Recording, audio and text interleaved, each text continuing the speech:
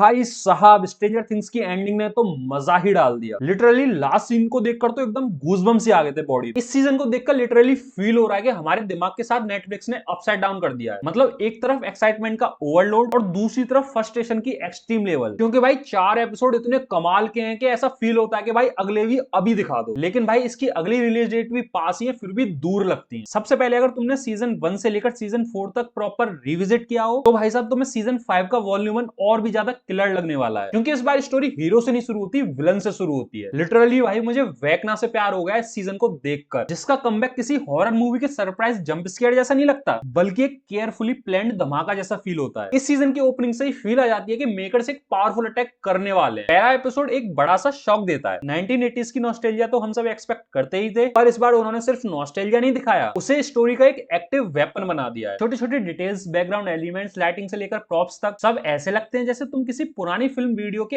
अंदर घुस गए हो और फिर एकदम से हॉरर का स्विच ऑन हो जाता है। स्क्रीन पर कुछ विजुअल्स तो ऐसे दिखते हैं जैसे कि तुम इंस्टेंट पॉज करके देख लो कि भाई यहाँ पर क्या दिखाया है। लेकिन इस सब के बीच में जबरदस्त चीज क्या है, वो है कैरेक्टर्स का रीयूनियन। इतने सालों बाद हॉकिंस के साथ साथ ऑडियंस भी इमोशनली रिचार्ज हो जाती है जब हम अपने पुराने हीरोज को वापस एक फ्रेम में देखते हैं। लेकिन उसमें अभी ट्विस्ट ये है कि अब वो क्यूट बच्चे नहीं रहे, ये लोग बड़े हो चुके हैं, उनकी इक्वेशंस वियर्ड हैं, उनकी पर्सनल स्ट्रगल्स डीप हो चुकी हैं और उनकी दोस्ती में कभी कभी ऑकवर्ड साइलेंस की वाइब भी आ जाती है। मतलब एक तरफ तो मॉन्स्टर से वॉर चल रही है और दूसरी तरफ ग्रुप के अंदर एक कोल्ड वॉर चल रहा है। और भाई स्टीव हैरिंगटन, कौन कौन ये नाम सुनते ही इमोशनल हो जाता है। अभी तक ये बंदा जिंदा है, यही खुद में एक बहुत बड़ी अचीवमेंट है। और अगर ये कैरेक्टर मरा, मैं नेटफ्लिक्स वालों को जिंदा नहीं छोड़ूंगा। पर इस सीजन में स्टीव के अराउंड जो सटल हिंट्स दिए गए हैं वो सब मिलकर एक ही बात बोलते हैं, फाइनल सीजन है, किसी को भी लाइटली मत लो। जोनाथन और स्टीव की जो बीच बीच में फ्रेंडली राइवलरी चल रही है वो इस सीजन का एक अंडररेटेड गोल्ड मूवमेंट है। अगर इस चीज को मैं कनेक्ट करूं एवेंजर्स एंड गेम से, तो उसमें आयरन मैन और कैप्टन अमेरिका की ऐसी ही फाइट चला करती थी बीच बीच में, जिसके बाद क्या हुआ हमें सब पता है।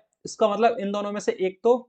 अब बात करें विल की, भाई ये बंदा इस सीजन का ऑफिशियल हार्ट ब्रेक जनरेटर बन चुका है। इस बंदे को सबने लाइटली लिया, इग्नोर किया, भाई साहब इस पे गुस्सा किया, लेकिन जब इसने अपनी एंट्री मारी फाइनली तो भाई सब इसके फैन हो चुके हैं। प्रोड्यूसर्स ने क्लियरली ये बता दिया है कि विल सिर्फ बैकग्राउंड वॉलपेपर नहीं है, उसकी स्टोरी टोटल गेम चेंजर बन सकती है। एपिसोड 3 और 4 का बाप लेवल एक्शन तो एक तरफ, पर जो वर्ल्ड बिल्डिंग हुई है ना वो लाजवाबी हुई है। अपसाइड डाउन वर्ल्ड को इस बार ऐसे एक्सप्लोर किया गया है कि लगता है कोई हॉरिफाइंग डिज्नीलैंड का वीआईपी टूर चल रहा हो। कलर ग्रेडिंग से लेकर मॉन्स्टर की डिजाइन तक सब कुछ प्रीमियम लगता है। वॉल्यूम 1 का सबसे स्ट्रॉन्ग पॉइंट क्या है, वो है पेसिंग। हर एपिसोड एक पूरी हॉलीवुड फिल्म जैसा लगता है, ना अननेसेसरी फ्लैशबैक्स ना फिलर कोई कॉमेडी। हर 5 मिनट में कोई ना कोई नया ट्विस्ट मिल जाता है। और एपिसोड 4 तो लिटरली एक मिनी फिनाले जैसा लगता है। मतलब एक टाइम तो ऐसा आता है कि तुम बस स्क्रीन को घूरे जा रहे होते हो, देखे जा रहे होते हो बिना किसी डिस्ट्रैक्शन के। लास्ट के 10 मिनट लिटरली इमोशनली डिस्ट्रॉय कर देने वाले, दिल से निकलेगा कि अरे भाई अब क्या होगा। सीजन 5 वॉल्यूम 1 के डायलॉग्स भी काफी पावरफुल है, रिलेटेबल और इतने डीप है कि कहीं ना कहीं आपको रोक के सोचने पर मजबूर कर देगी कि भाई कोई तो बात थी। स्पेशली जहां पर शो रियल वर्ल्ड के इश्यूज को इनडायरेक्टली टच करता है, लोनलीनेस, आइडेंटिटी,